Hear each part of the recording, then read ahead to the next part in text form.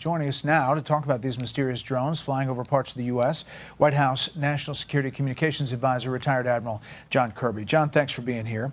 Okay. You hear all of these officials. You've heard a lot of concern, a lot of coverage. Where are you tonight on this? As we look at the information we've got, Brett, and we've now examined some 5,000 different sightings, we've added detection capabilities, additional observers.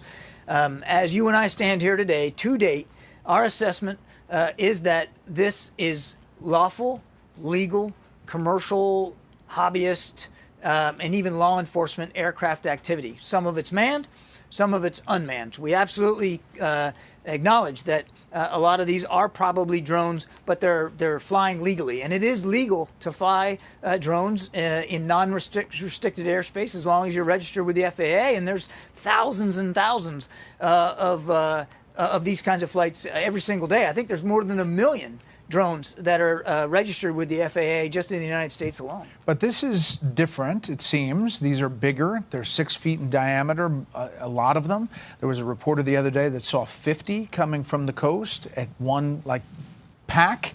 I know when you first came out, you said that most of these are manned. Can you concede that maybe most of these are not manned?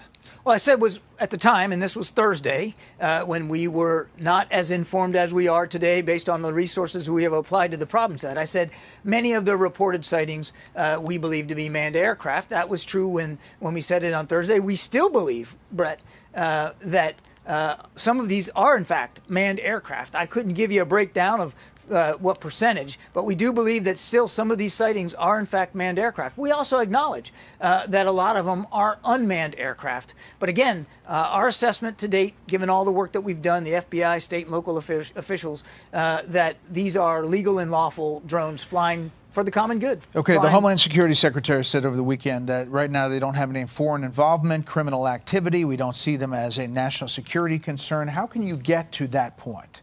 How can you get to that conclusion with what you're seeing? Because we've done the analysis. We've done the detection and the analysis. We've corroborated the sightings. And in every case that we have examined to date, we have seen nothing that indicates a public safety risk.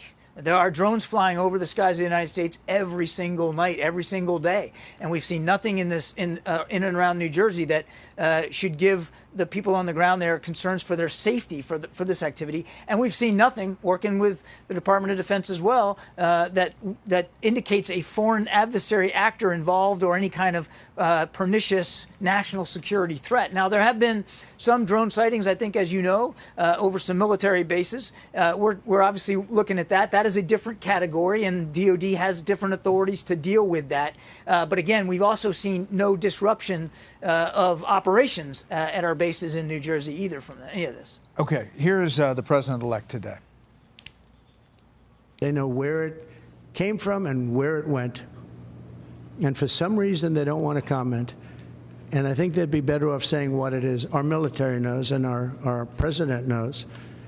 And for some reason, they want to keep people in suspense. What's your answer to that? Well, I think it goes back to the first question you asked me, Brett. I mean, we have made an assessment based on the work we've done thus far, and our assessment is that this is lawful and legal activity, whether it's manned or unmanned. Again, we see no indication of a national security or public safety risk. Okay, but there are so many of them, John. There are so many of them, John. If this was happening over Delaware, Rehoboth Beach, would you be a little bit more concerned? I mean, I guess the people of New Jersey wonder why it took so long to get to the point you are now. And if you see all of this, doesn't a local authority need the authority to be able to deal with it? Is it something Congress has to pass? Because they want to say, I don't want a 6-foot wide diameter refrigerator flying over my house and falling on my roof. That's a great question, and I'm glad you asked it, Brett, because we absolutely do want to see congressional action. The Biden administration proposed legislation for counter-UAS authorities, additional authorities, to close some of the gaps and seams that you're talking about, not only between our own agencies here in the federal government, but the gaps that exist between us and state and local authorities. We absolutely want to see that legislation, and President Biden's calling for a bipartisan task force on Capitol Hill to do exactly that, to try to drive some legislative remedies.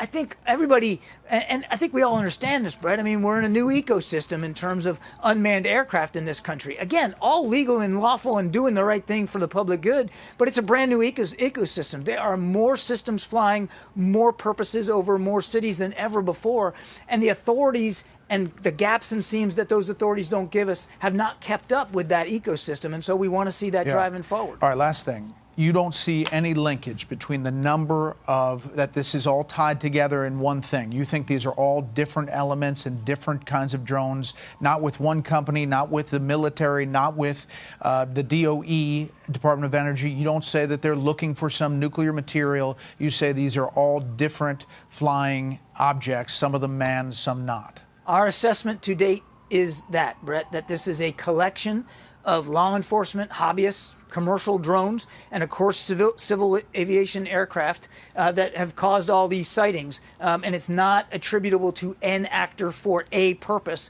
And again, I want to stress to your viewers, we don't see anything that indicates a national security or a public safety threat. The last thing I'll say, Brett, and I appreciate the time you're giving me, is this is an ongoing investigation. We're still working our way through this. Sightings continue to come in. We've taken them all seriously, and we'll continue to look at this. And if we learn more, if we know more, certainly if we find something that's contradictory to what we believe today, I'll be right up here on your show talking about it. And we will have you on right away. John, we appreciate the time.